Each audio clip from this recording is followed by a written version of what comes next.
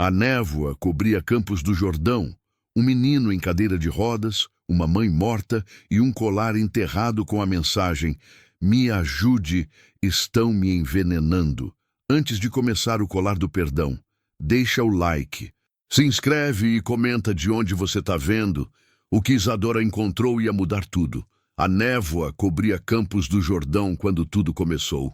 Um menino preso em uma cadeira de rodas, uma mãe morta há anos, e um colar enterrado que guardava um segredo terrível. Por favor, me ajude, eles estão me envenenando. Mas antes de descobrir a verdade por trás de O Colar do Perdão, deixa aquele like, se inscreve no canal e comenta de onde você está assistindo. Porque o que Isadora encontrou naquele jardim ia mudar tudo. E você não vai acreditar em quem era o verdadeiro culpado. A névoa da manhã cobria Campos do Jordão como um lençol de segredos não revelados. No alto da colina, a mansão Albuquerque erguia-se imponente, uma construção neocolonial dos anos 1950, cercada por araucárias centenárias que pareciam guardiãs silenciosas de memórias enterradas. O inverno de julho mordia a pele com seus 12 graus. E dentro daquela casa de paredes grossas e lustres de cristal boêmio, o frio era de outra natureza. Renato Albuquerque, 53 anos, cabelos grisalhos impecavelmente penteados, terno de alfaiataria italiana que custava mais que o salário anual de muitos, segurava uma xícara de café que esfriava entre seus dedos. Estava parado diante da janela do escritório, olhando para o jardim onde hortênsias murchavam abandonadas. Seus olhos, cor de âmbar escurecido pela insônia, fixavam-se em uma única figura, um menino de 8 anos sentado em uma cadeira de rodas personalizada, imóvel como uma estátua de cera. Leonardo tinha cabelos castanhos desalinhados que caíam sobre os olhos cor de mel, olhos que já haviam esquecido como brilhar. Vestia um suéter de lã azul marinho, grande demais para seu corpo magro, calça de moletom cinza, pés descalços apoiados nos descansos metálicos da cadeira, em seu colo um caderno surrado onde desenhava nuvens, sempre nuvens, cinzentas, pesadas, carregadas de uma chuva que nunca caía. Renato fechou os olhos e a memória veio como sempre vinha, insidiosa, dolorosa, cruel. Leonardo, aos 3 anos, descalço no gramado, rindo com aquela gargalhada estridente que só crianças possuem, correndo em direção ao pai com os braços abertos, depois o tropeço, a queda e o silêncio que se seguiu quando as pernas simplesmente pararam de responder. Nenhum médico, por mais renomado que fosse, conseguiu explicar. Ressonâncias magnéticas, exames neurológicos, consultas em Boston, Zurique, Tóquio, fortunas gastas em diagnósticos que sempre terminavam com a mesma frase: "Não sabemos." O relógio de parede marcava 7h15 da manhã. Na mesa da sala de jantar, torradas esfriavam ao lado de um café com leite intocado. Leonardo não comia, não falava muito, apenas desenhava aquelas malditas nuvens. A campainha tocou com um som estridente que reverberou pelos corredores vazios. Renato piscou, voltando ao presente, e caminhou até a entrada. Abriu a porta para encontrar a Dra. Cecília Vargas, que pontualmente visitava Leonardo 3 vezes por semana havia 10 anos. Ela tinha 45 anos. Cabelos loiros presos em um coque impecável, óculos de grau com armação francesa que refletia a luz da manhã. Seu jaleco branco estava imaculado sobre um vestido verde musgo. Sorriu. Aquele sorriso profissional e calculado que médicos aprendem a usar como escudo. "Bom dia, Renato. Como ele está hoje?" "Como sempre", respondeu ele, afastando-se para deixá-la entrar. Cecília caminhou pelos corredores com passos medidos, seus saltos baixos repicando no piso de tábua corrida. Seus olhos azuis gelo vasculhavam cada detalhe da casa, como um computador processando informações. Parou diante de Leonardo, que não ergueu o olhar. "Bom dia, Leonardo. Posso examinar você?" O menino deu de ombros. Cecília colocou a maleta no chão, ajoelhou-se, testou reflexos, fez perguntas sobre dor, sobre sono, sobre apetite. Ele respondia em monossílabos. Ela anotava tudo em um tablet, dedos deslizando pela tela com eficiência mecânica. Renato observava de longe, os punhos cerrados dentro dos bolsos da calça. Queria gritar, queria sacudir aquela mulher e exigir respostas que ela nunca tinha, mas apenas ficava ali, impotente. Ainda nenhuma mudança. Cecília declarou, levantando-se e limpando os joelhos da calça. Mantenha a medicação. Vou revisar o protocolo e retorno na sexta. Renato assentiu, mas algo na voz dela, na frieza clínica, o incomodava. Sempre incomodou. Mas o que mais poderia fazer? Cecília saiu. E minutos depois, Teresa Figueiredo entrou com uma bandeja de chá, 38 anos. Secretária pessoal de Renato havia 8. Teresa era o tipo de mulher que trabalhava sua aparência como quem esculpe mármore. Cabelos tingidos em um castanho avermelhado que brilhava sob a luz. Ondas perfeitas caindo até os ombros.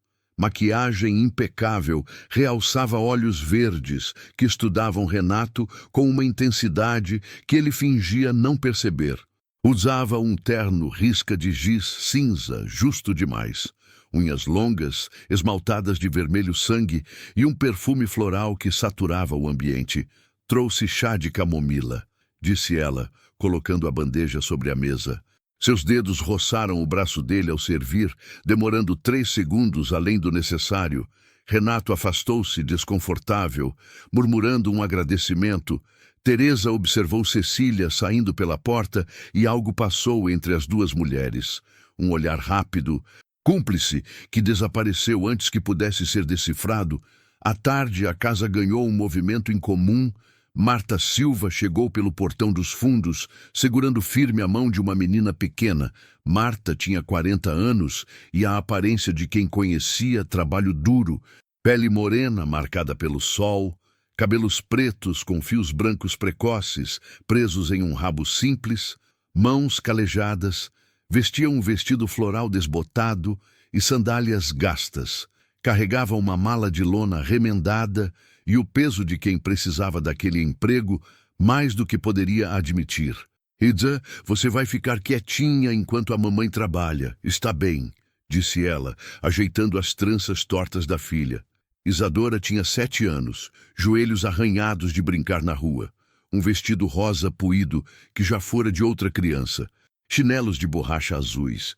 Mas seus olhos castanhos brilhavam com uma curiosidade que a pobreza não havia conseguido apagar. Prometo, mãe, vou ser boa. Quando entraram pela cozinha, a mansão pareceu engolir as duas. Tetos altos demais, corredores largos demais, móveis de jacarandá que sussurravam histórias de gerações passadas. Isadora segurou a mão da mãe com mais força, mas não conseguiu conter a fascinação. Tocou as cortinas de veludo bordô, admirou os lustres, passou os dedos pelos móveis polidos, parou diante de um retrato grande na parede do corredor, uma mulher de beleza serena, cabelos negros longos caindo em ondas, sorriso triste, vestido branco de renda, placa dourada embaixo, Júlia Albuquerque, 1985-2020. Ela parece uma princesa. Isadora sussurrou. Marta puxou a filha suavemente. Havia trabalho a fazer, não tempo para devaneios. Mas Isadora já estava explorando e foi assim que, ao virar um corredor, ela viu um menino em uma cadeira de rodas, parado diante de uma janela, olhando para o nada. Isadora não hesitou.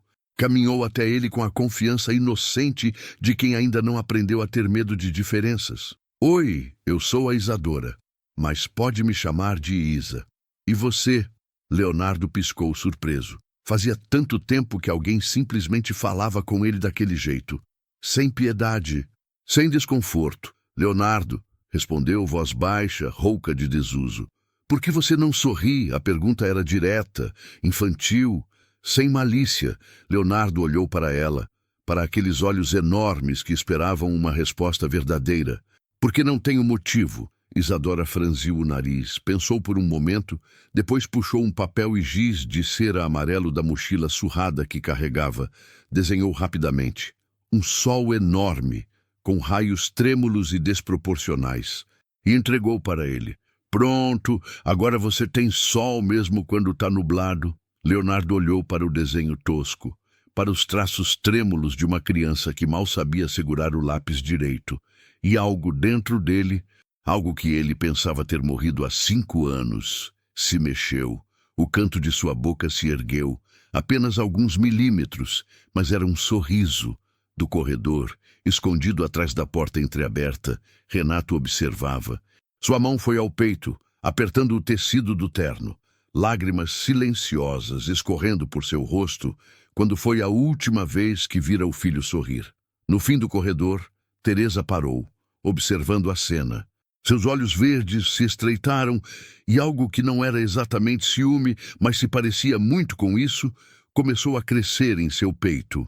Cecília, passando com sua maleta a caminho da saída, também parou. Observou, tirou um pequeno caderno do bolso do jaleco e anotou algo rapidamente. Variável imprevista. Monitorar. A noite caiu sobre Campos do Jordão. Leonardo guardou o desenho embaixo do travesseiro. Tocando o papel antes de dormir, Renato, em seu escritório, abriu uma gaveta trancada e pegou uma foto. Júlia grávida, sorrindo, mas o sorriso não alcançava os olhos. Ele sussurrou para a imagem. Me perdoe por não ter conseguido protegê-los. Lá fora, a lua cheia iluminou o jardim abandonado, o vento sacudiu a era que cobria o muro antigo no canto mais distante, e enterrado na terra, invisível ainda, algo brilhava esperando ser encontrado. O cheiro de pão de queijo assando invadiu a mansão Albuquerque como uma memória que ninguém sabia que tinha perdido.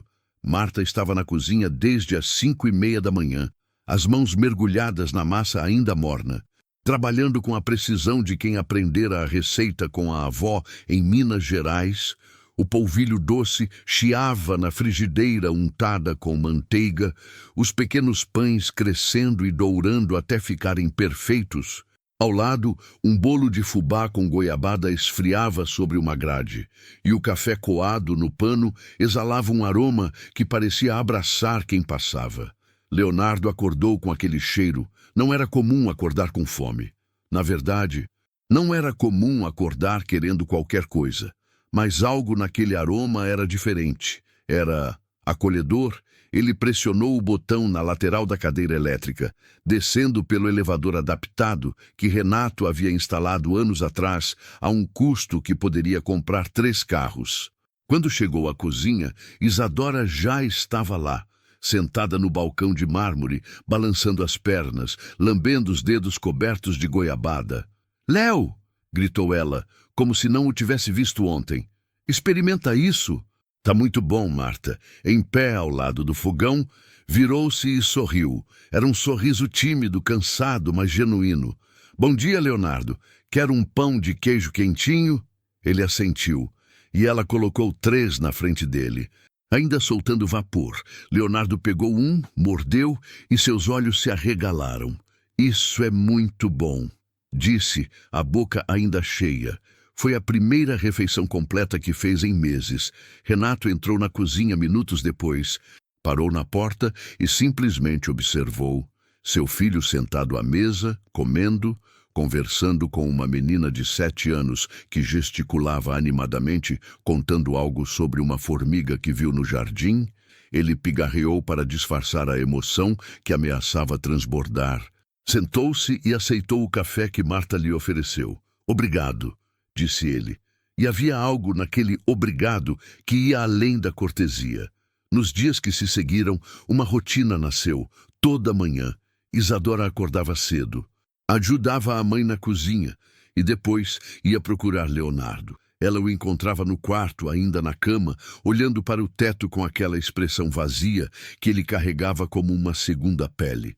Mas bastava ela entrar, puxar as cortinas e dizer: "Bom dia, Léo. Hoje vamos explorar o jardim", Para que algo se acendesse nele, Isadora empurrava a cadeira dele pelo gramado, inventando histórias sobre as araucárias.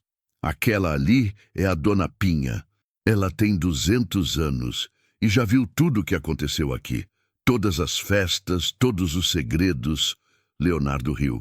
E aquela é o Senhor Tronco, acrescentou ele, apontando para a mais grossa.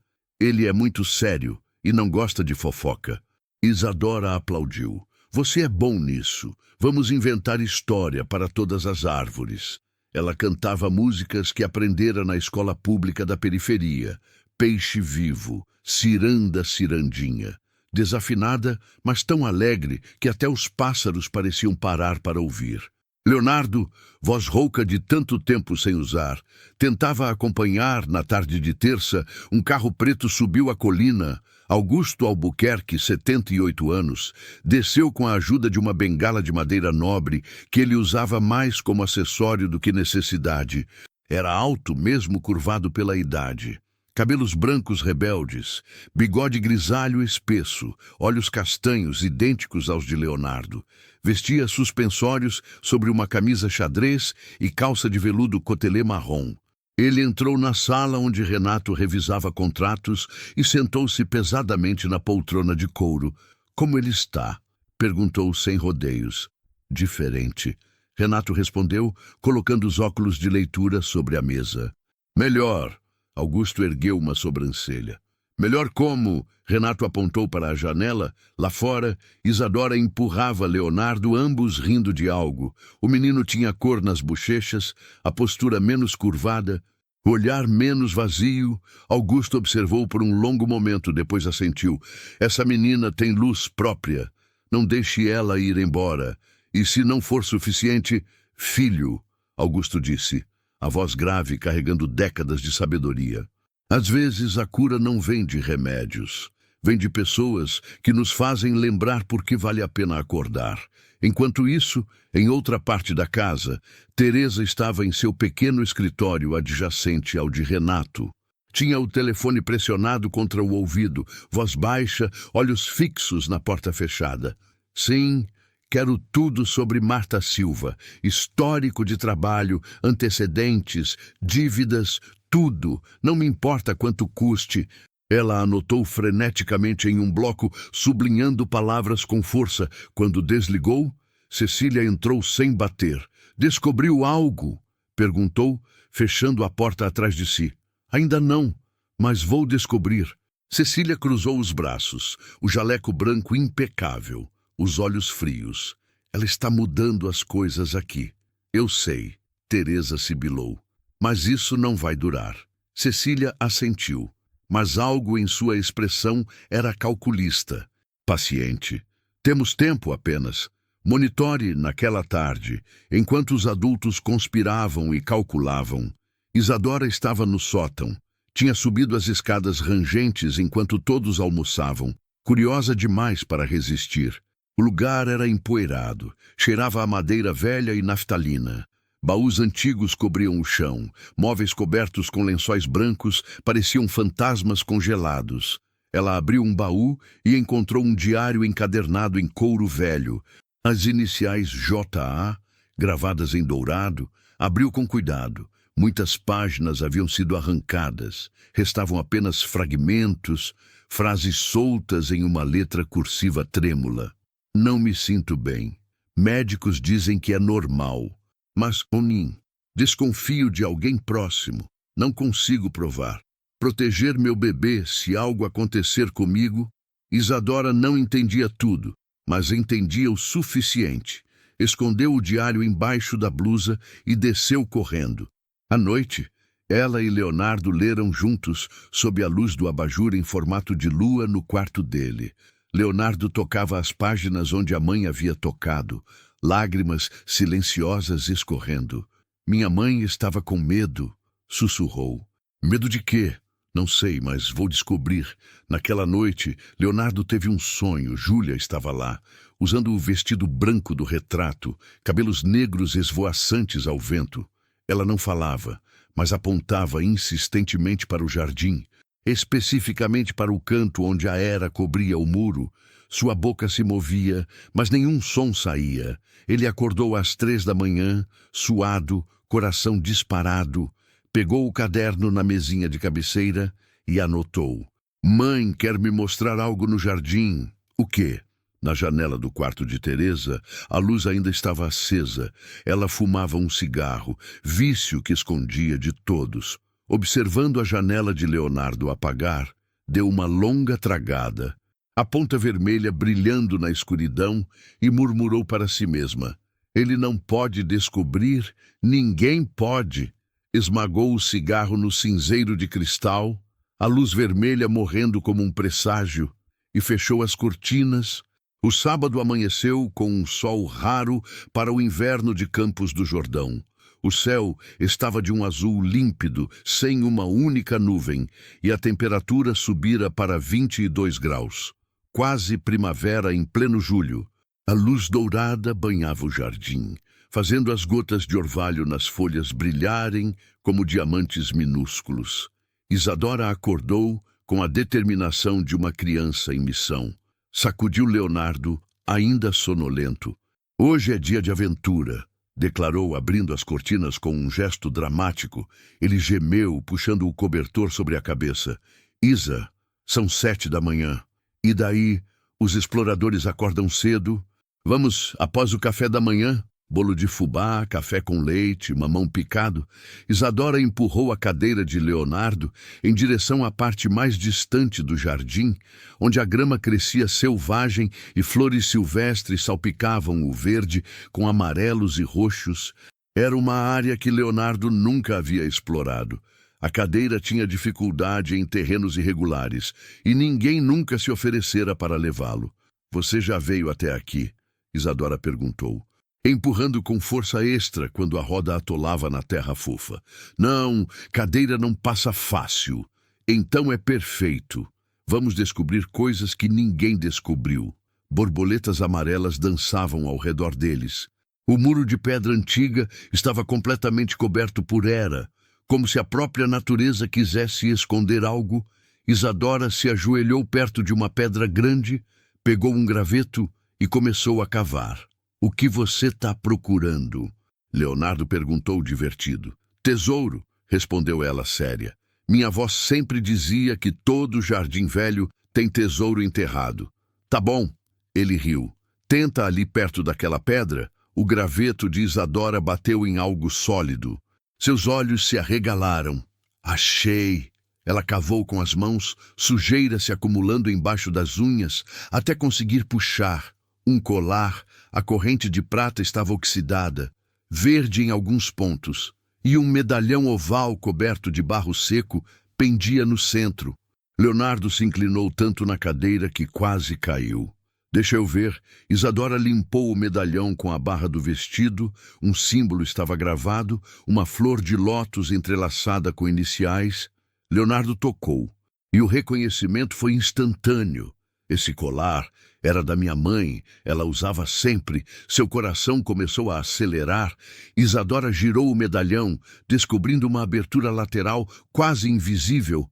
Forçou com a unha clique, o medalhão se abriu dentro. Havia um pedaço de papel amarelado, dobrado tão pequeno que mal cabia. Leonardo o pegou com mãos tremendo, desdobrou com extremo cuidado. O papel estava frágil, quase se desfazendo ao toque. A letra era cursiva, tremida, a tinta desbotada, mas ainda legível. Por favor, me ajude. Eles estão me envenenando. Não consigo mais confiar em ninguém. Proteja o meu filho. Estou escondendo isto onde só ele possa encontrar quando crescer. Se estiver lendo, saiba que lutei até o fim. J. O silêncio que se seguiu era o tipo de silêncio que pesa, que sufoca. Até os pássaros pareciam ter parado de cantar. Leonardo leu o bilhete novamente, depois uma terceira vez. Seu rosto empalideceu. Isadora. Sua voz saiu quebrada. Minha mãe foi assassinada, Isadora, assustada por nunca ter visto o amigo daquele jeito. O abraçou. A gente precisa mostrar para o seu pai. Agora, dentro da mansão, Marta estava na despensa organizando temperos. Notou que os frascos estavam em posições diferentes de ontem. Tinha certeza de que havia deixado a páprica à esquerda, mas agora estava à direita. O pote de açúcar tinha uma tampa diferente. Alguém mexera ali. Ela franziu a testa, um desconforto crescendo em seu estômago, mas decidiu não comentar ainda, às 4 da tarde. Leonardo pediu que o pai viesse ao quarto. Renato chegou preocupado, Augusto vindo logo atrás, por pura intuição.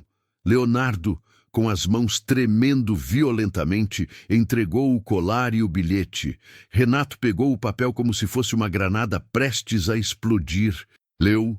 Seu rosto passou por uma progressão de emoções, confusão, choque, horror, dor tão profunda que parecia física. Ele sentou pesadamente na cama, as pernas falhando. Onde? Onde você encontrou isso? Perguntou a voz um sussurro rouco. Enterrado no jardim, perto do muro. Augusto pegou o colar, examinou com olhos aguçados. Júlia estava tentando deixar uma prova. Renato leu novamente, em voz alta desta vez. Em cada palavra saindo quebrada. Por favor, me ajude. Eles estão me envenenando. Cobriu o rosto com as mãos, tremendo. Eu falhei com ela. Ela pediu ajuda e eu não vi. Augusto colocou a mão no ombro do filho. Não é hora de culpa, é hora de verdade. Renato convocou uma reunião para as 7 da noite. Teresa e Cecília foram chamadas. Na sala de estar, a tensão era palpável. Renato estava de pé, postura rígida. O colar sobre a mesa de vidro do centro. Alguém pode me explicar isto? Perguntou quando as duas entraram. Cecília pegou o colar com luvas. Um detalhe que Augusto notou imediatamente e não gostou. Ela o examinou clinicamente. Colar antigo, prata, de onde veio. Estava enterrado no jardim, com isto dentro. Mostrou o bilhete, agora protegido em um saco plástico transparente. Teresa leu, e sua mão voou para a boca em um gesto teatral. Renato, isso é absurdo. Júlia estava emocionalmente frágil na época. Pós-parto, hormônios. Ela deve ter escrito num surto. Cecília assentiu, voz controlada. Casos de paranoia pós-parto não são incomuns. Ela pode ter imaginado coisas que não existiam. Augusto se inclinou para a frente, voz firme. Ou ela estava dizendo a verdade. Proponho exumarmos o corpo e fazermos uma autópsia toxicológica completa. O silêncio que caiu foi diferente. Por uma fração de segundo, Cecília empalideceu. Teresa mudou de assunto rapidamente. Isso traria tanta dor desnecessária. Pense em Leonardo. Renato observou as reações de ambas. Cecília controlada demais. Teresa defensiva demais. Algo não estava certo. Vou solicitar a exumação, disse, a voz firme. Oficialmente, Teresa e Cecília trocaram um olhar. Rápido, quase imperceptível. Mas Augusto viu. E gravou, quando a reunião terminou, as duas saíram juntas, caminharam em silêncio até o estacionamento, dentro do BMW preto de Cecília, com os vidros escuros erguidos. A máscara caiu. Ele vai descobrir. Teresa estava histérica. Calma, ainda temos tempo. Cecília calculava, dedos tamborilando no volante. Tempo. Se exumarem o corpo, vão encontrar arsênico. Não se tivermos amostras contaminadas. Eu ainda tenho acesso ao necrotério. E se não der certo? Cecília olhou para Teresa. Seus olhos azuis eram gelo puro.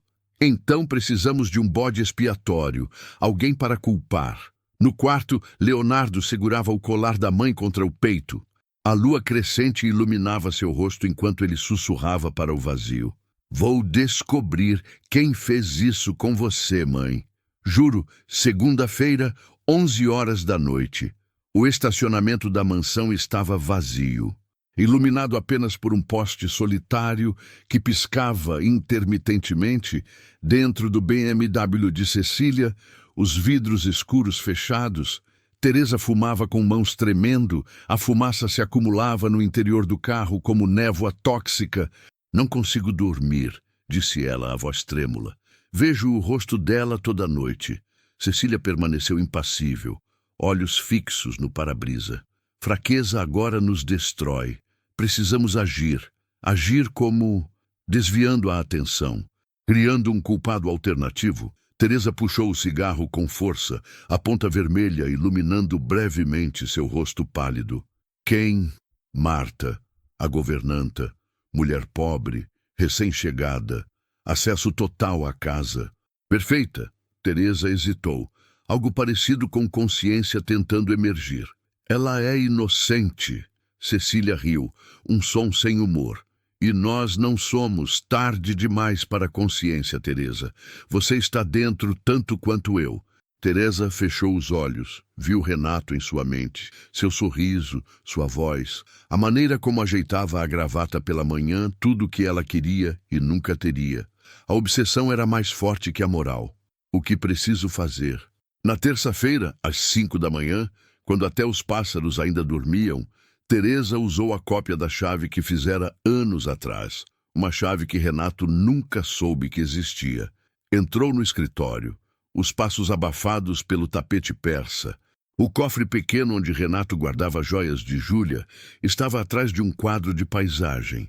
Ela sabia a combinação, 2812, a data do aniversário de casamento deles, números que ela memorizara por pura obsessão. Girou o disco com precisão, clique, abriu dentro, embrulhado em veludo azul, estava o colar de pérolas que Júlia usara no casamento.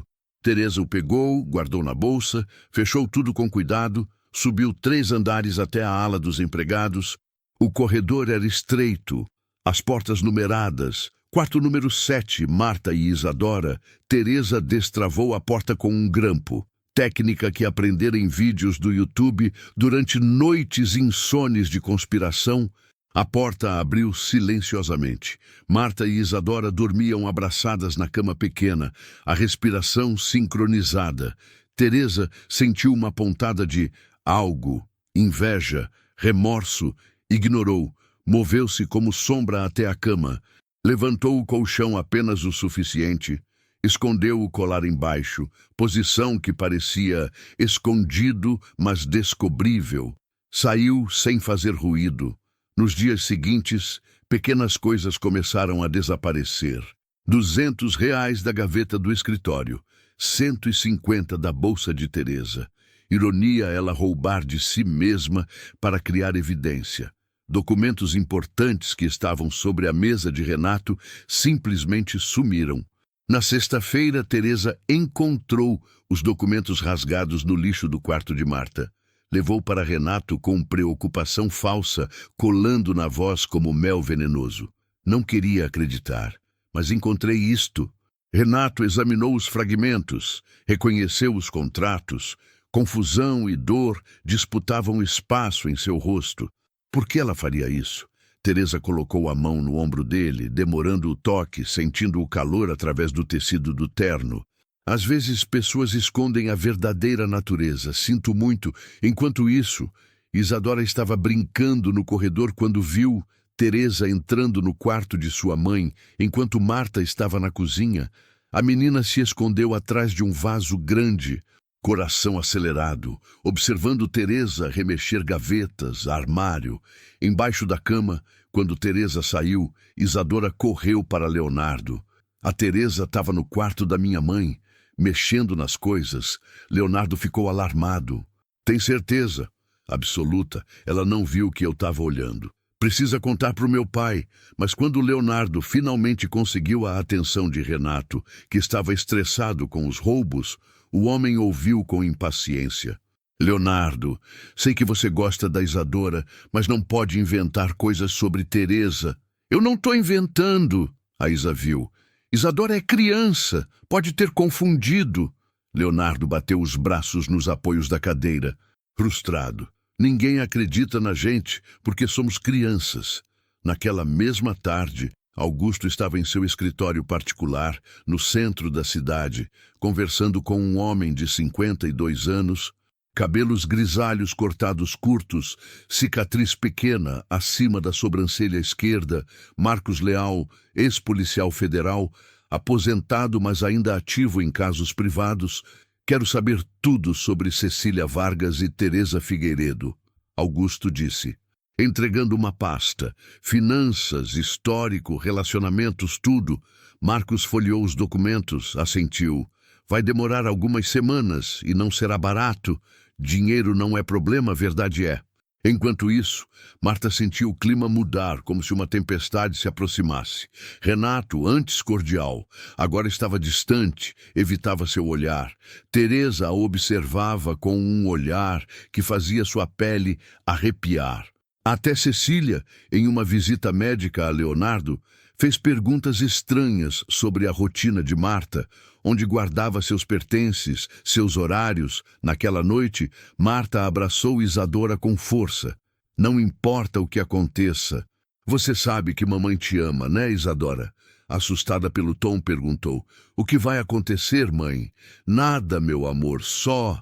Mamãe te ama muito, no apartamento de Teresa. Um estúdio de classe média alta. Decoração impessoal, paredes brancas vazias, exceto por uma coisa. Ela bebia vinho direto da garrafa. As paredes estavam cobertas com fotos de Renato cortadas de revistas de negócios, eventos sociais, jornais, um altar doentio, vela branca, flores murchas, foto dele centralizada, maior que as outras. Faço tudo por você. Teresa murmurou para a foto, olhos vidrados. Por nós, aquela mulher te roubou. Mas agora ela se foi, e ninguém mais vai te tirar de mim. Dormiu abraçada à fotografia, maquiagem borrada em listras negras pelo rosto. No sábado, a armadilha final. Teresa entrou no quarto de Marta, levando roupa limpa. Desculpa perfeita. Tropeçou perto da cama, e o colar de pérolas rolou de debaixo do colchão para o chão de madeira com um ruído seco. O que? Teresa gritou, surpresa ensaiada. Marta, que estava subindo as escadas. Correu. O que foi? Teresa segurou o colar, acusação nos olhos verdes. O que é isso? Marta olhou, confusa. Não sei. Nunca vi. Estava embaixo da sua cama. Isso é impossível. Alguém colocou.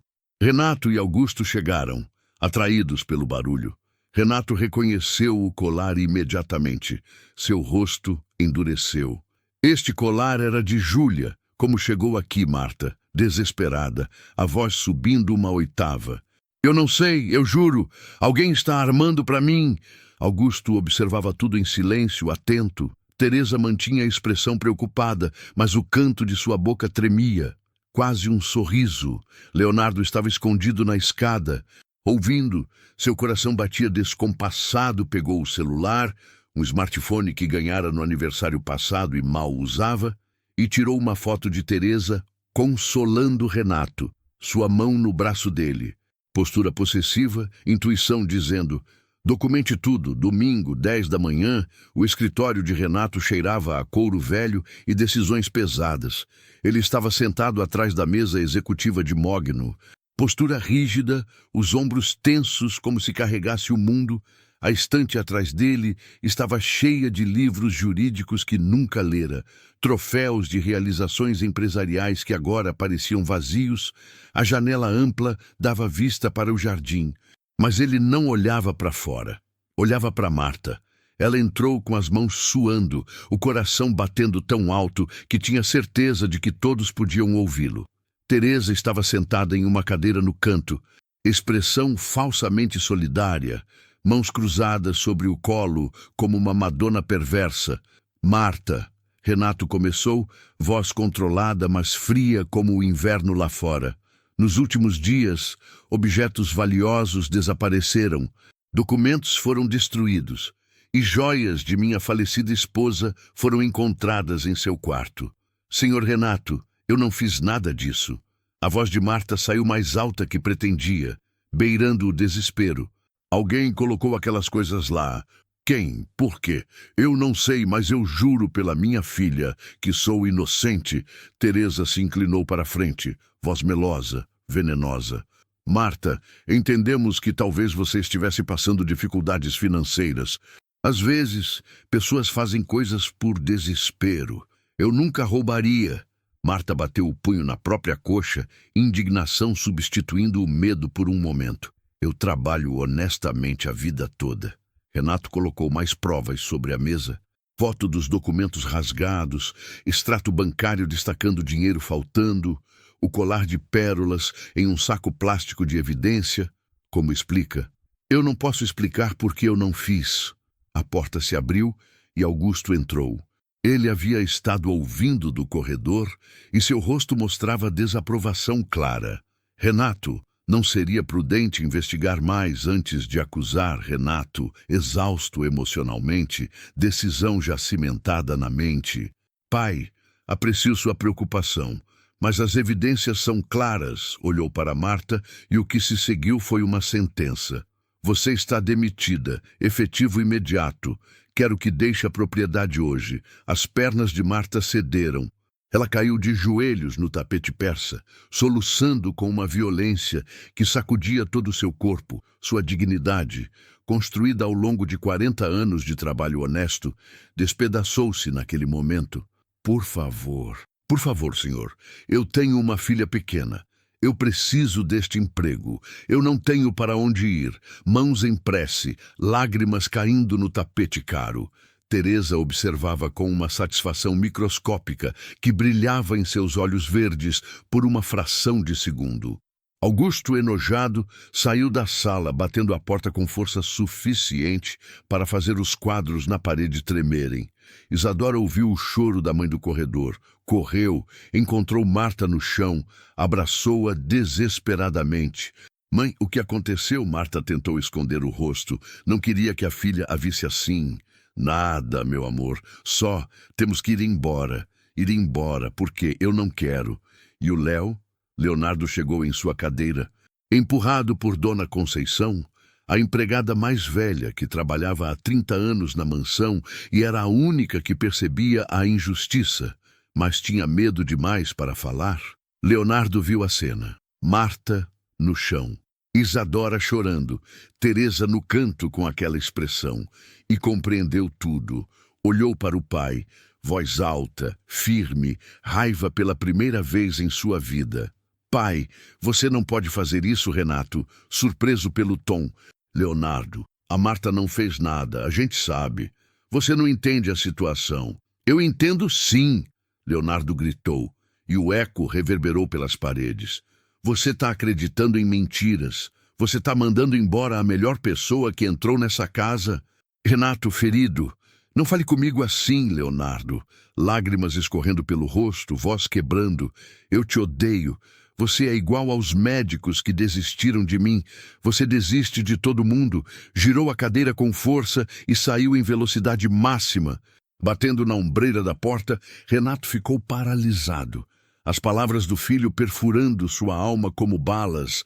Marta e Isadora fizeram as malas em silêncio pesado, o quarto simples na ala dos empregados, cama pequena com lençóis floridos, guarda-roupa modesto, uma cruz de madeira na parede, foto delas duas na praia. O único passeio que haviam feito 2 anos atrás, economizando durante meses. Isadora embrulhava sua boneca de pano, a única que tinha. Enquanto lágrimas caíam silenciosamente, Marta tentava ser forte, mas suas mãos tremiam ao dobrar roupas. Dona Conceição apareceu na porta. Abraçou Marta. Sussurrou no ouvido dela. Eu sei que você não fez nada. Sinto muito. Entregou um envelope com R$ 500 que havia economizado, guardados em uma lata de biscoito no fundo do armário, para ajudar até você se reerguer. Marta tentou recusar, mas Conceição insistiu.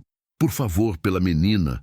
Marta aceitou, gratidão sem palavras, abraço apertado, no hall de entrada. Leonardo esperava. Isadora correu, abraçou-o com força, seus corpos pequenos tremendo juntos. Eu não quero ir. Eu não quero que você vá. Ele tirou do bolso uma pulseira que havia tecido sozinho durante sessões de terapia ocupacional. Fios coloridos entrelaçados de forma irregular, mas feita com amor. Amarrou no pulso dela. Para você lembrar de mim, Isadora tirou do pescoço um cordão fino com um pingente de coração de plástico rosa. Havia comprado com a mesada em uma lojinha de R$ 1. Para você lembrar que eu sempre vou acreditar em você, a van de táxi buzinou. Marta pegou as malas, desceram a escadaria de mármore pela última vez. Renato observava de uma janela do segundo andar, culpa começando a crescer em seu estômago como ácido. Teresa, ao seu lado, tocou seu braço. Você fez o certo. Ele se afastou bruscamente, não respondendo, sentindo que havia feito exatamente o errado. A van desceu a colina de paralelepípedos. Isadora, no banco traseiro, rosto colado à janela embaçada, observava a mansão diminuir. Leonardo, em sua janela no segundo andar, acenava. Ela acenava de volta, até que a mansão desapareceu na curva coberta por araucárias. Leonardo ficou ali, sozinho na janela, segurando o cordão com o coração de plástico contra o peito. Sussurrou para o vazio. Eu vou consertar isso, prometo. 2 semanas se arrastaram como anos. A mansão Albuquerque voltou a ser o que sempre fora antes de Isadora. Um túmulo luxuoso, onde o silêncio pesava como chumbo. Leonardo não falava com ninguém, nem com o pai, nem com o avô, nem com Dona Conceição. Passava os dias na janela do quarto, olhando para o lugar onde Isadora costumava empurrar sua cadeira, onde ela inventava histórias sobre as árvores e cantava músicas desafinadas que faziam o mundo parecer menos cinza. Ele recusava comida. Conceição deixava bandejas com pão de queijo, bolo de fubá, frutas cortadas. Voltava horas depois, tudo intocado, esfriado. O corpo já magro de Leonardo ficava mais magro. As roupas começaram a ficar largas. Olheiras escureceram sob seus olhos cor-de-mel, que agora estavam opacos novamente. Sem vida, Renato tentava, Deus sabe que tentava. Batia na porta do quarto do filho, pedia licença. Entrava mesmo sem resposta. Leonardo virava a cadeira, dava as costas, literalmente. Filho, precisamos conversar, silêncio. Sei que está bravo. Mas fiz o que achei certo, silêncio mais pesado, mais denso. Por favor, me fale algo, qualquer coisa, Leonardo. Sem virar, voz baixa, mas carregada de um veneno que Renato nunca pensou que ouviria do próprio filho. Você tirou a única pessoa que fazia eu querer acordar de manhã. Não tenho nada para falar com você. Renato saiu, fechou a porta com cuidado. Encostou-se nela do lado de fora e deixou as lágrimas caírem em silêncio. 2 da manhã de uma terça-feira, Renato estava em seu escritório, garrafa de uísque escocês pela metade, sobre a mesa de mogno, fotos espalhadas, Júlia grávida, mão no ventre, sorriso que não alcançava os olhos, Leonardo bebê, pequeno e perfeito, a família que existiu brevemente antes de tudo desmoronar. Ele chorava, não aquele choro controlado, discreto, mas o tipo de choro que vem de um homem que passou a vida inteira controlando emoções e agora simplesmente desmorona. Soluços sacudiam seus ombros. O uísque não ajudava, apenas tornava tudo mais nítido, mais doloroso. Augusto o encontrou assim. Não disse nada. Apenas sentou na cadeira ao lado, em silêncio compartilhado. Pai e filho em dor, depois de longos minutos, Augusto falou. Você cometeu um erro, filho. Eu sei, mas erros podem ser consertados, enquanto houver tempo. Enquanto isso, em uma pensão na zona leste de Campos do Jordão, Marta e Isadora dividiam um quarto minúsculo com outra família. O espaço tinha um beliche enferrujado que rangia ao menor movimento, paredes com manchas de mofo subindo como dedos negros, uma janela trincada por onde o frio entrava sem piedade. O chuveiro estava quebrado havia semanas, R$ 400 mensais que mal podiam pagar. Marta procurava emprego todos os dias, levantava às 5, se arrumava com as mesmas 3 roupas que possuía, distribuía currículos impressos em gráfica barata, batia em portas de restaurantes, mercados, casas de família, escritórios. Desculpa, não temos vagas. A posição foi preenchida. Vamos guardar seu currículo. Se surgir algo, a gente liga, mas nunca ligavam, porque a notícia havia se espalhado. Teresa se certificara disso, ligações estratégicas, fofocas bem colocadas. Você sabia que a governanta dos Albuquerque foi demitida por roubo? Que horror, né? Ninguém está seguro hoje em dia. Isadora, que antes era uma explosão de alegria, agora estava quieta, ia para a escola pública de uniforme surrado, sentava no fundo da classe, não levantava a mão. À noite, chorava embaixo do cobertor fino, tentando ser silenciosa para não preocupar a mãe. Mas Marta ouvia e fingia não ouvir porque não sabia o que dizer, o que fazer. Pela manhã, Isadora perguntava: Mãe, o Léo tá bem? Marta não sabia responder. Tenho certeza que sim, meu amor, mas não tinha certeza de nada. A virada veio em uma quinta-feira chuvosa. Augusto visitou Renato com uma pasta de documentos debaixo do braço. Entrou no escritório, fechou a porta, colocou a pasta sobre a mesa com um baque seco. Preciso te mostrar algo. E você precisa ouvir sem interromper, Renato. Olheiras profundas, barba por fazer. Assentiu. Augusto abriu a pasta e começou a organizar papéis cronologicamente, como um advogado apresentando evidências em tribunal. Primeiro, todas as descobertas foram feitas por Teresa. Todas. Não acha isso conveniente demais?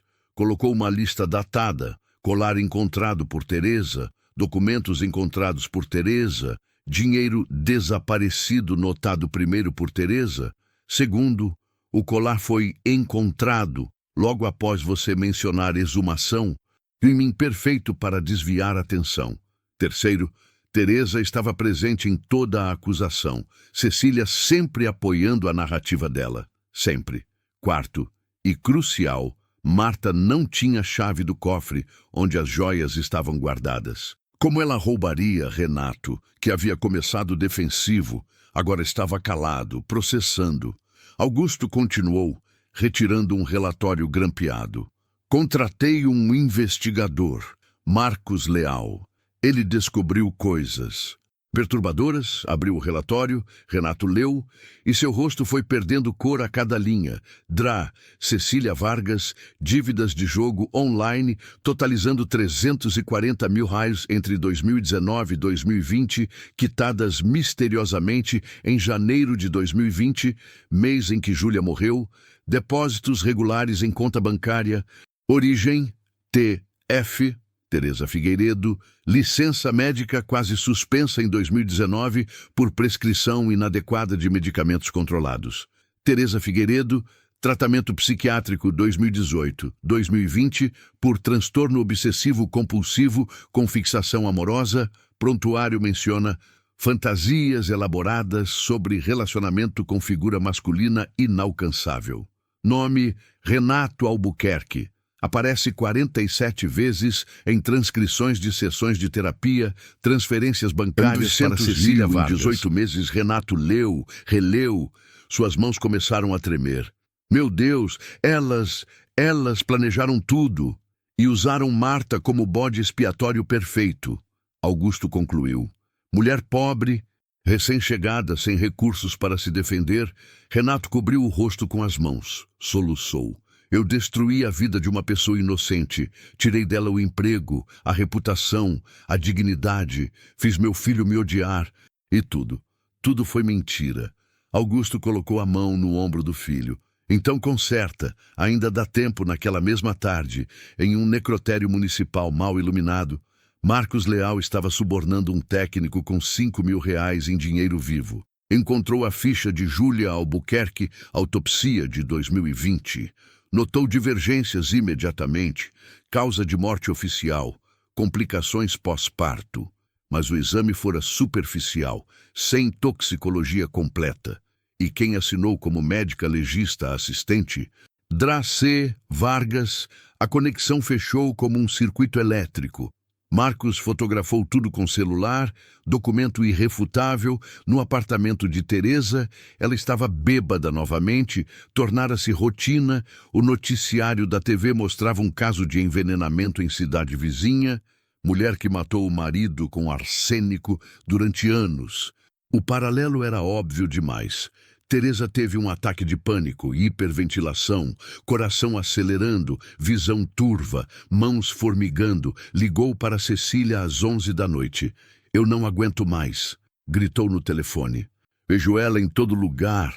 Ouço a voz dela me julgando, Cecília, gelada do outro lado da linha. Você está bêbada. Controle-se. Eu quero confessar. Se confessar. A voz de Cecília caiu para um tom perigoso.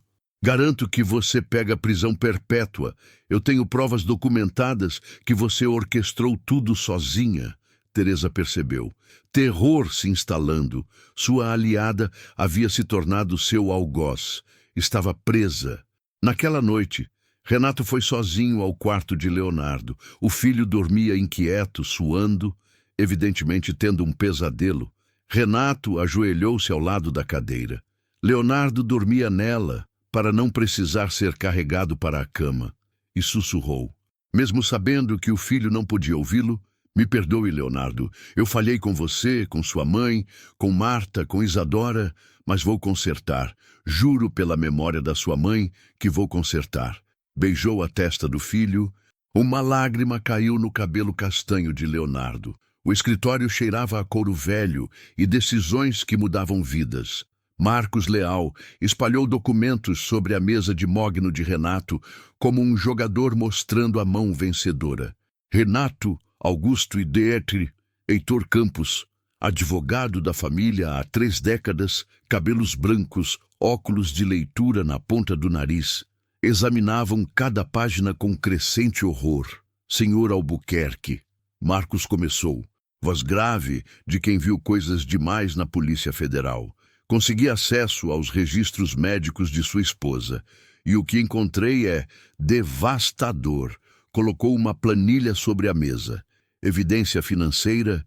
Teresa transferiu para Cecília R$50 mil mensais durante 18 meses consecutivos, janeiro de 2019 a junho de 2020. Total, R$900 mil. O início coincidiu exatamente com quando Júlia engravidou de Leonardo. O fim, 3 meses após a morte dela, descrição nas transferências, consultoria, serviços médicos privados, mas Cecília nunca prestou serviços particulares para Teresa. Marcos apontou. Checamos. Ela nem tinha CNPJ ativo para consultoria na época. Renato segurou a planilha, as mãos tremendo, evidência médica. Marcos colocou fotocópias de um prontuário ao lado, prontuário de Júlia, obtido por meios alternativos, sintomas documentados por Cecília, náuseas severas sem explicação, queda de cabelo atribuída a hormônios, dores abdominais diagnosticadas como refluxo, fadiga extrema chamada de normal da gestação.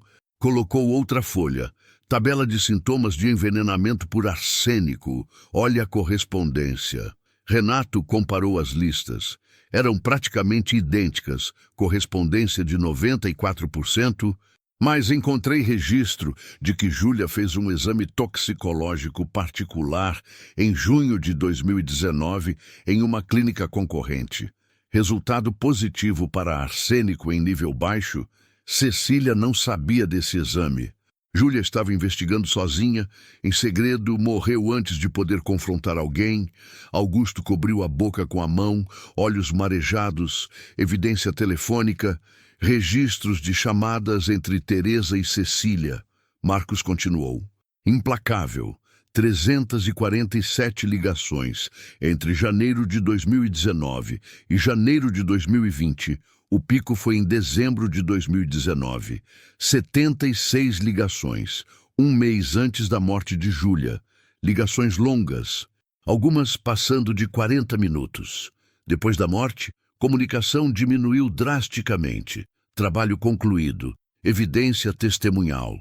Entrevistei uma enfermeira que trabalhou com Cecília. Ela foi demitida misteriosamente em 2020. Sempre desconfiou de algo, sob promessa de anonimato, contou. Cecília pediu que preparasse um suplemento vitamínico especial para uma paciente gestante. Os ingredientes incluíam uma substância que ela não reconheceu. Quando questionou, Cecília disse ser protocolo experimental e mandou não registrar. A enfermeira, curiosa, pesquisou depois. Era trióxido de arsênico, usado em quimioterapia, mas a dose que Cecília indicou era subterapêutica, insuficiente para tratar qualquer doença, mas suficiente para envenenar lentamente alguém, sem levantar suspeitas imediatas. Renato estava pálido. Levantou-se bruscamente, correu para o banheiro, vomitou violentamente. Voltou minutos depois, ainda tremendo. Ela matou Júlia por dinheiro. Tem mais, Marcos disse sem piedade. Consegui hackear o computador pessoal de Teresa. Encontrei um diário digital, trechos datados, leu em voz alta. Em Case, janeiro de 2019, ela está grávida. Ele está tão feliz. Eu deveria estar grávida dele. Eu deveria ser a esposa. Não aguento mais vê-la no lugar que é meu. 03 março de 2019. Falei com C. Ela entende. Ela precisa de dinheiro. Eu preciso de solução. Acordo feito. 12 de dezembro de 2019. Está funcionando.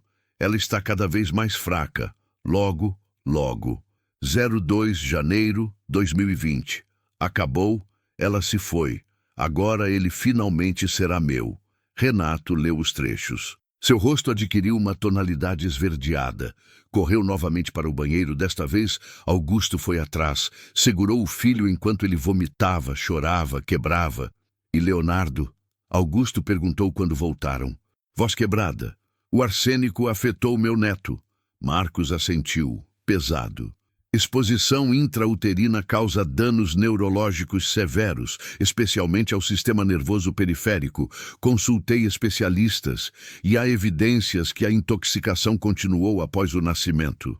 Alguém tinha acesso regular ao menino e administrava doses pequenas, progressivas, aos 3 anos. O dano acumulado causou paralisia permanente.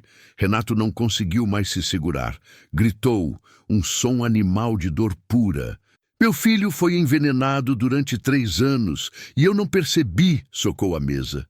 Vidro do tampo rachou, chorou descontroladamente, corpo sacudindo. Augusto o abraçou e ambos choraram. Pai e filho, avô e neto.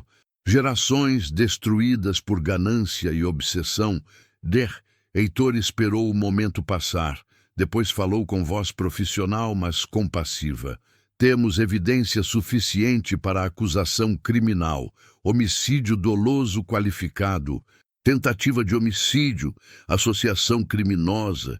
Precisamos exumar o corpo de Júlia para confirmação definitiva. Mas com o que temos aqui, o Ministério Público age imediatamente. Façam, Renato disse, voz rouca. Exumem, prendam, façam justiça. O processo de exumação demorou 72 horas. Nesse meio tempo, Cecília estava nervosa. Sabia que a exumação revelaria tudo. Considerou fugir. Tinha passaporte, dinheiro em conta offshore, nas Ilhas Cayman. Mas Teresa era um problema. Poderia entregá-la em troca de acordo de delação. Decidiu. Precisava eliminar Teresa antes de fugir. Ligou propondo encontro. Precisamos nos encontrar. Resolver a situação. Teresa cada vez mais instável. Parou de ir ao trabalho. Renato notou a ausência, mas estava focado demais na exumação para investigar. Ela ficou trancada no apartamento, bebendo, conversando com as fotos de Renato coladas na parede. Eu fiz tudo por você. Porque não consegue ver que te amo? Começou a ter alucinações. Via Júlia nos reflexos do espelho, cabelos negros molhados, vestido branco manchado de sangue. Ouvia sussurros acusatórios. Sua sanidade despedaçava como vidro. Sexta-feira, meio-dia, Heitor ligou para Renato. Confirmado. Níveis altíssimos de arsênico em tecidos ósseos. Cabelos preservados, amostras de vísceras. Júlia foi envenenada sistematicamente durante meses. A placenta preservada mostra claramente transferência para o feto. Leonardo foi vítima desde antes de nascer. Renato, voz firme pela primeira vez em semanas. Chame a polícia. Vamos prender as duas. Hoje, ele convocou uma reunião urgente com Cecília e Teresa para sábado, 10 da manhã, assunto inventado. Achamos novo tratamento experimental para Leonardo. Precisamos discutir opções. Elas aceitaram vir. Não sabiam que a polícia estaria escondida. A armadilha estava pronta. Justiça estava chegando. Sábado, 10 da manhã em ponto, a sala de estar da mansão Albuquerque estava preparada como um tribunal. Renato e Augusto, sentados no sofá de couro. Derre, Heitor à esquerda, postura profissional, na sala adjacente, porta entreaberta, delegado Carlos Mendes e 2 investigadores aguardavam, gravador digital ligado, capturando cada palavra. A mesa de centro tinha uma pasta parda fechada. O relatório completo era como uma bomba não detonada. Cecília chegou primeiro, sempre pontual. Tailleur cinza impecável, cabelos loiros presos em coque perfeito, maquiagem discreta, pasta executiva de couro sob o braço, mas seus olhos azuis vasculhavam o ambiente com mais intensidade que o normal. Algo estava diferente, ela sentia. Bom dia, cumprimentou, voz controlada, sentou-se, pernas cruzadas, postura de quem está no controle, mas seus dedos apertavam a alça da pasta com força excessiva. Teresa chegou 10 minutos depois. A diferença era chocante. Cabelos castanho-avermelhados mal escovados, maquiagem borrada, blusa amarrotada, olheiras roxas profundas, mãos tremiam visivelmente. Sentou-se longe de Cecília. A aliança esfriara até congelar. Renato não perdeu tempo em preliminares. Obrigado por virem. Tenho descobertas importantes para compartilhar. Abriu a pasta. Começou a colocar documentos sobre a mesa como cartas de um baralho mortal, extrato bancário, com as transferências destacadas em amarelo, relatório toxicológico de Júlia, o diário digital de Teresa impresso, registros telefônicos. Cecília pegou o extrato, examinou, seu rosto manteve a neutralidade, mas os punhos se fecharam até os nós dos dedos ficarem brancos. Teresa viu o diário e empalideceu até parecer translúcida. Como você conseguiu isso? Sussurrou, voz trêmula. Renato ignorou a pergunta. Olhos fixos nelas como lasers. Quero ouvir de vocês. Por quê? Por que mataram minha esposa? Por que envenenaram meu filho? Silêncio. O tipo de silêncio que precede terremotos. Cecília se levantou para sair. Renato falou, voz cortando como lâmina. Sentem-se, a polícia está atrás daquela porta. A única chance de reduzir a pena é confessar agora. Teresa desmoronou instantaneamente, como uma represa rachada. Tudo saiu de uma vez. Palavras atropeladas entre soluços histéricos. Eu amava você, desde o primeiro dia que comecei a trabalhar aqui, mas você nem me via, só tinha olhos para ela, ela que tinha tudo, você. Família, dinheiro, amor. E eu não era nada, só a secretária invisível, não era justo. As palavras saíam como vômito, anos de obsessão doentia transbordando.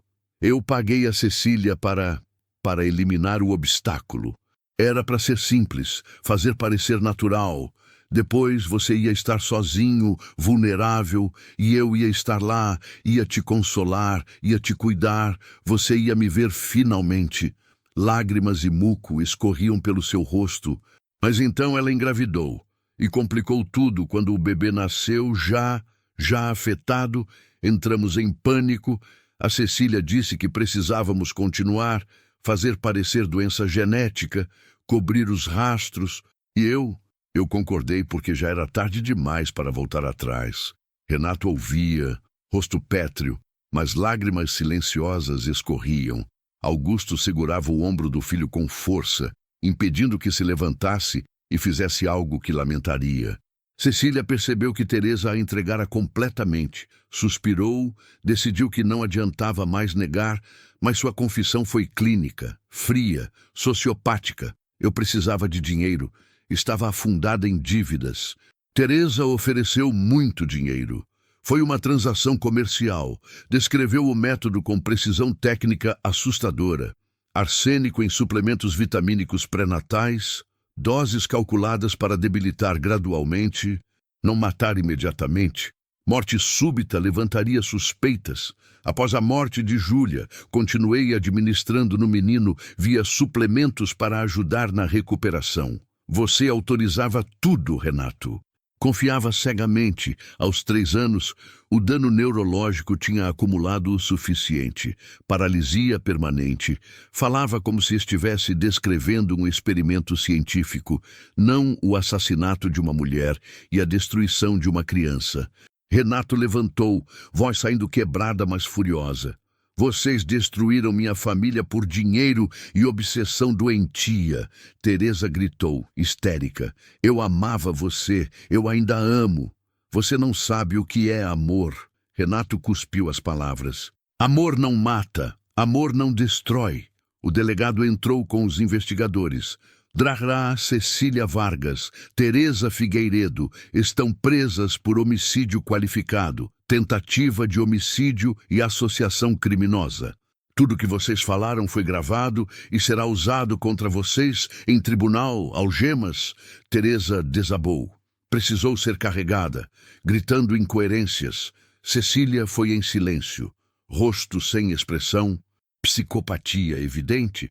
Leonardo estava na escada, escondido, ouvindo tudo. Quando levaram Teresa, ele apareceu, descendo com a cadeira pela rampa adaptada, olhou para ela sendo arrastada e disse, voz firme apesar da idade, você tirou minha mãe, você me fez sofrer anos, mas não vai tirar meu futuro. O julgamento aconteceu 3 meses depois. O júri popular levou apenas 2 horas para deliberar. A promotoria apresentou evidências devastadoras. A defesa tentou alegar que Teresa tinha transtorno mental, mas a perícia comprovou sanidade na época dos crimes. Cecília foi condenada a 30 anos em regime fechado. Manteve indiferença cruel até o fim. Sem demonstrar remorso, Teresa pegou 15 anos, pena reduzida por colaboração com a justiça e demonstração de remorso genuíno. Embora tardio e inútil, a imprensa cobriu intensamente. Empresário descobre que esposa foi assassinada e filho envenenado por médica e secretária. Campos do Jordão estava chocada. A família Albuquerque virou símbolo de tragédia, mas também de busca incansável por justiça. O nome de Marta foi limpo publicamente. Renato deu entrevista assumindo o erro, pedindo perdão público. Ofereceu indenização substancial. Emprego vitalício, se ela quisesse voltar, mas sabia que precisava fazer isso pessoalmente, não por intermediários. Naquela tarde, Renato, Augusto e Leonardo dirigiram até a Zona Leste. A pensão era um prédio de 3 andares com reboco descascado, janelas quebradas, cheiro de esgoto na rua. Subiram até o quarto número 7. Renato bateu, esperou, bateu novamente. Marta abriu. Quando viu quem era, sua expressão endureceu, corpo ficou rígido. O que o senhor quer? Eu vim pedir perdão.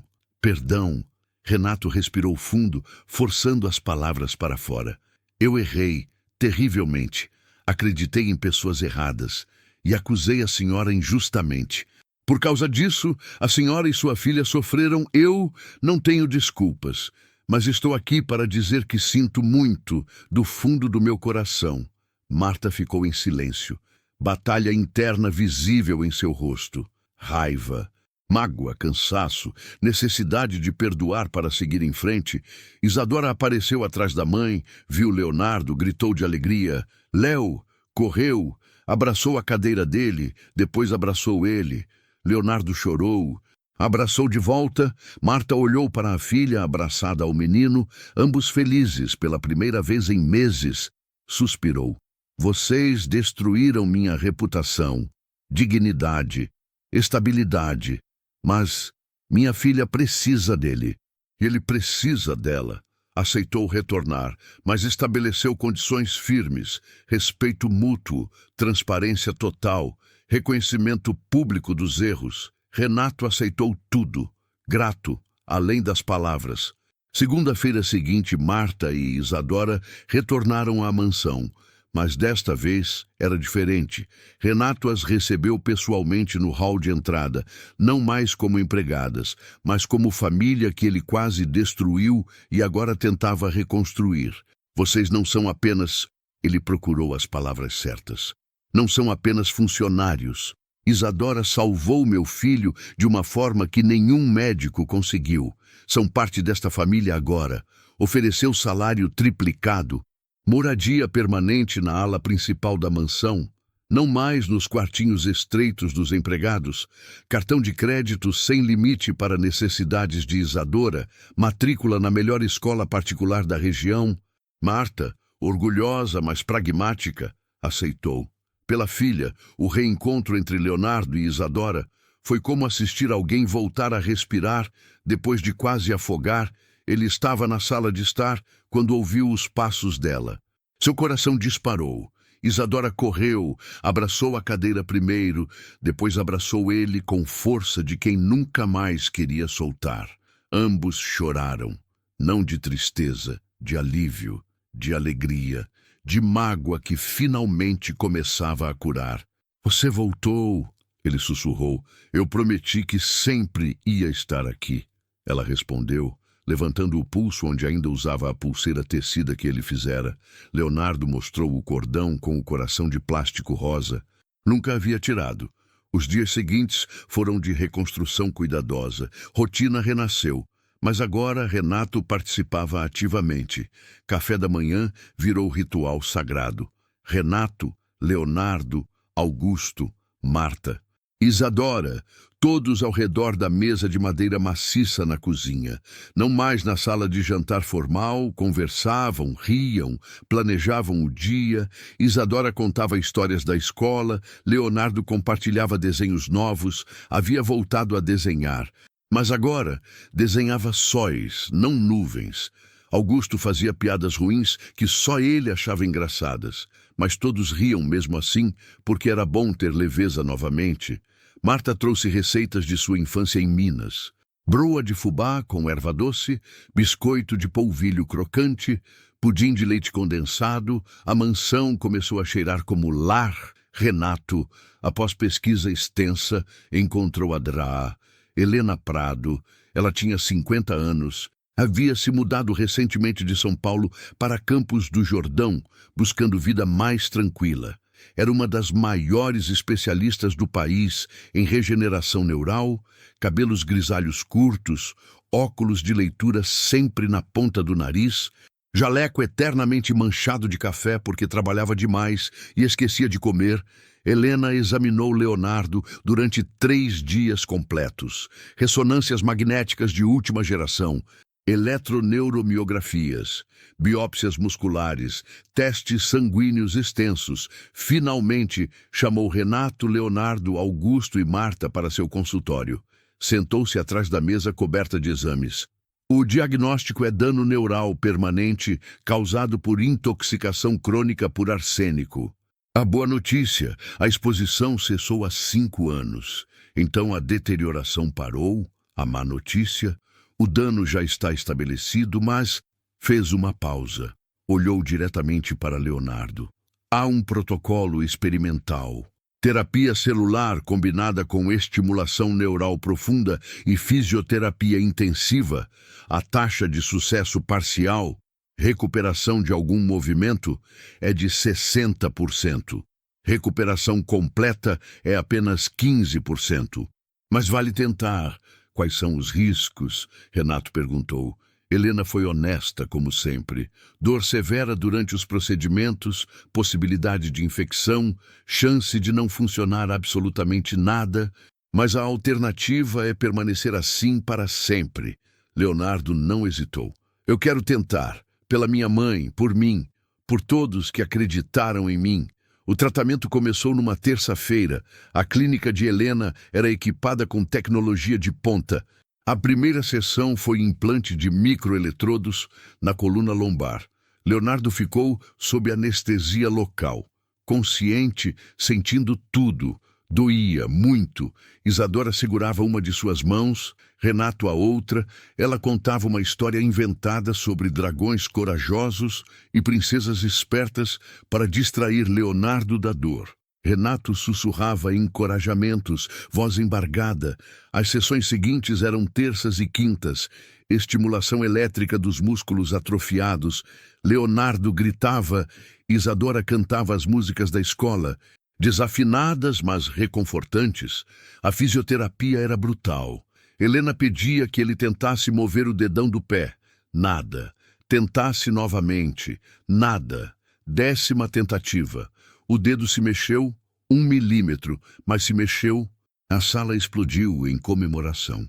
Helena sorriu. Seu sorriso raro e precioso. É um começo, as semanas viraram meses, maio passou, junho chegou, julho voltou com seu frio cortante. Progresso era lento. Frustrante, havia dias que Leonardo desanimava completamente. Não vai funcionar, murmurava virando o rosto. Isadora, firme como rocha. Vai sim, você só precisa acreditar um pouquinho mais. E quando você não conseguir acreditar, eu acredito por você. Renato aprendeu a ser o pai que nunca fora, assistia todas as sessões, massageava as pernas do filho à noite com técnicas que Helena ensinou, lia para ele antes de dormir, os mesmos livros que Júlia costumava ler. Marta transicionava de empregada para membro efetivo da família, e não era fácil. Outros empregados comentavam, alguns com ciúme, mas ela lidava com dignidade, mantinha respeito por todos. Renato e Marta começaram a conversar mais. Conversas longas, durante cafés tardios na cozinha. Ele descobriu, ela era viúva. O marido havia morrido em acidente de trabalho 5 anos atrás. Ela lutara sozinha para criar Isadora. Ele compartilhou sua própria solidão após perder Júlia. A culpa por não ter protegido a família. Empatia cresceu entre eles. Algo que talvez com o tempo pudesse ser mais. Augusto estava mais velho, mais cansado, tosse persistente que não melhorava. Helena o examinou. Diagnosticou pneumonia leve, tratável, mas preocupante na idade dele. Senhor Augusto, aos 78 anos, precisa se cuidar melhor.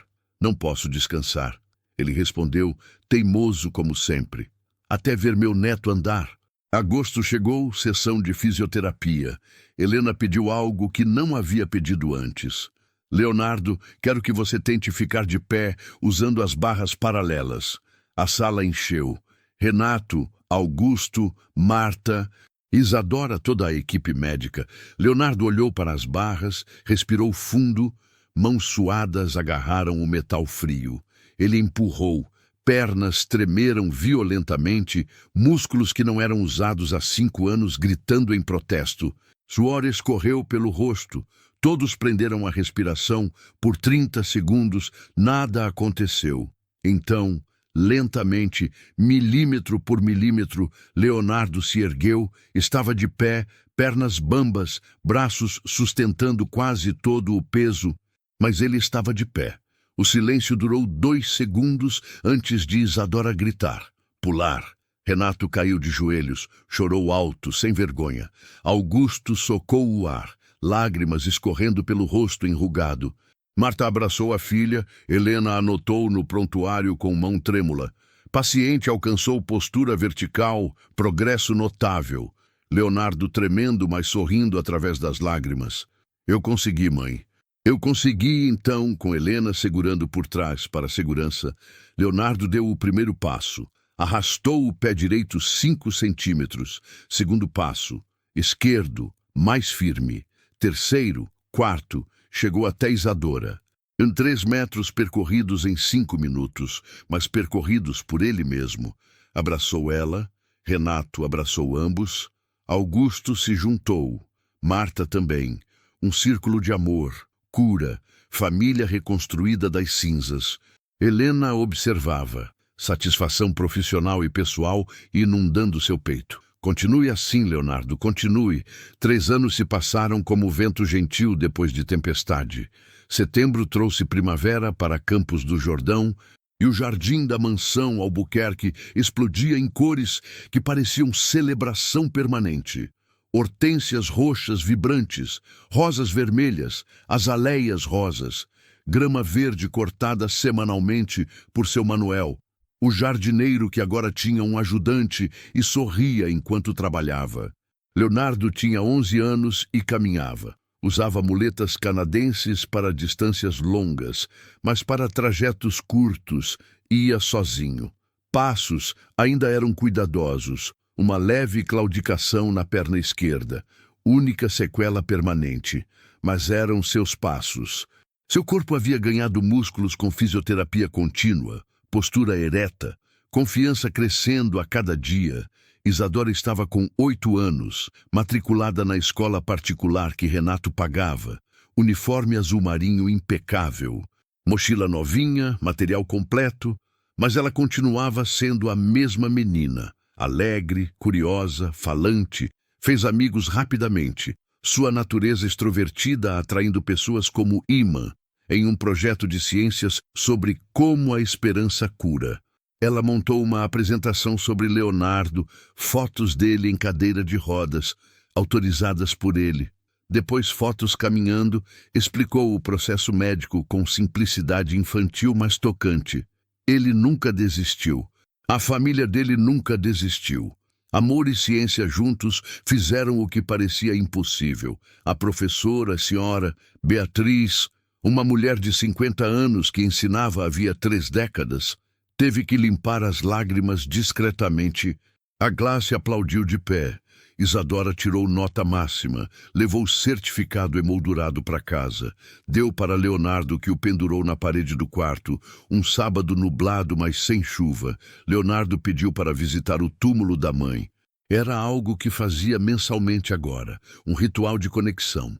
O cemitério de Campos do Jordão tinha uma seção chamada Jardins Eternos, cheia de árvores e flores. A lápide de Júlia era mármore branco simples. Com inscrição que Renato escolhera com cuidado, Júlia Albuquerque, amada esposa e mãe, sua luz continua brilhando. Leonardo caminhou até o túmulo sozinho, apenas com muletas, Renato e Isadora de cada lado caso precisasse. Ajoelhou-se com alguma dificuldade, colocou lírios brancos, favoritos de Júlia, no vaso de bronze, tocou a lápide fria, sussurrou: "Mãe, eu consegui. Você me avisou, deixou pistas, me protegeu mesmo estando longe. E eu voltei a andar, obrigado por nunca desistir de mim. Prometo viver por nós dois. Te amo para sempre." Isadora se ajoelhou ao lado. Também sussurrou, respeitosa: "Dona Júlia, eu prometo cuidar do Léo sempre." "A senhora pode descansar em paz." Renato ficou de pé, mãos nos ombros dos dois, e orou em silêncio. "Júlia, finalmente fiz justiça. Perdoe a demora. Cuidarei do nosso filho com tudo que tenho, até nos reencontrarmos." 3 anos depois daquele dia. Agora, Leonardo com 16 anos. O auditório da Universidade de São Paulo estava lotado. Cerimônia anual de premiação de bolsas integrais para estudantes excepcionais. Leonardo, agora um adolescente alto, cabelos castanhos bem cortados, sem muletas. A recuperação havia progredido além das expectativas de Helena. Vestia terno e gravata, pequena claudicação ao caminhar, mas nada que o impedisse. Quando chamaram seu nome, ele subiu ao palco com passos firmes, sob aplauso educado da plateia. Recebeu certificado, garantindo bolsa integral para medicina na USP, quando completasse idade mínima, por mérito excepcional. A bolsa estava garantida desde já. Leonardo parou no microfone, respirou fundo, falou: "Dedico este prêmio à minha mãe, Júlia, que me protegeu além da morte, ao meu pai, Renato, que aprendeu que errar e consertar exige mais coragem que acertar sempre, ao meu avô Augusto, que nunca duvidou da verdade mesmo quando parecia impossível, a Dona Marta, que nos acolheu com dignidade quando não tínhamos dado motivo, e a Isadora, procurou ela na plateia, encontrou seus olhos. Minha melhor amiga, que me ensinou que às vezes pequenos gestos mudam destinos inteiros. Medicina para mim não é profissão, é missão. Ajudar quem sofre como sofri, descobrir verdades escondidas, como a verdade sobre minha mãe foi descoberta. Obrigado." A plateia se levantou, aplausos trovejantes. Isadora, sentada na primeira fila ao lado de Marta, chorava de orgulho. Marta a abraçava. Renato e Augusto, este mais envelhecido, usando bengala de verdade agora, mas lúcido, trocaram o olhar carregado de emoção. Naquela noite, celebraram em churrascaria rodízio. Isadora havia escolhido o lugar porque adorava picanha, mesa grande, Renato, Augusto, Marta, Isadora, Leonardo, Dona Conceição, convidada especial, Luque Reitor, Drá, Helena, até Marcos, o investigador, família expandida, escolhida, reconstruída, conversas sobrepostas, risadas genuínas, brinde com refrigerante para as crianças e vinho para os adultos. Renato ergueu a taça. A verdade que dói, mas liberta, a justiça que demora, mas chega, e ao amor que cura todas as feridas, não importa quão profundas. Todos repetiram, taças e copos se tocando com sons cristalinos. Isadora, sempre brincalhona, adicionou. E aos colares enterrados que guardam segredos, risadas, Leonardo completou. E às melhores amigas que escavam sem medo de sujar as mãos, trocaram um olhar cúmplice. Abraço lateral. 2 meses depois, inauguração solene, prédio moderno de vidro e concreto, fachada espelhada refletindo céu e montanhas, jardim frontal impecável com estátua de bronze, Júlia grávida, mão no ventre, olhar sereno projetado para o futuro, placa dourada, Instituto Júlia Albuquerque, combate ao envenenamento e apoio a vítimas de violência silenciosa, faixa vermelha esticada na entrada. Leonardo e Isadora juntos seguravam a tesoura cerimonial gigante, flash de câmeras, imprensa cobrindo, cortaram, aplausos, dentro, clínica de tratamento gratuito para vítimas de envenenamento, centro de pesquisa toxicológica, laboratórios de última geração, apoio psicológico para famílias, financiado pela Fortuna Albuquerque, gerido por Renato como presidente do conselho e Marta como co-diretora administrativa. Leonardo conduziu tour para jornalistas, voz firme e madura, além dos 16 anos.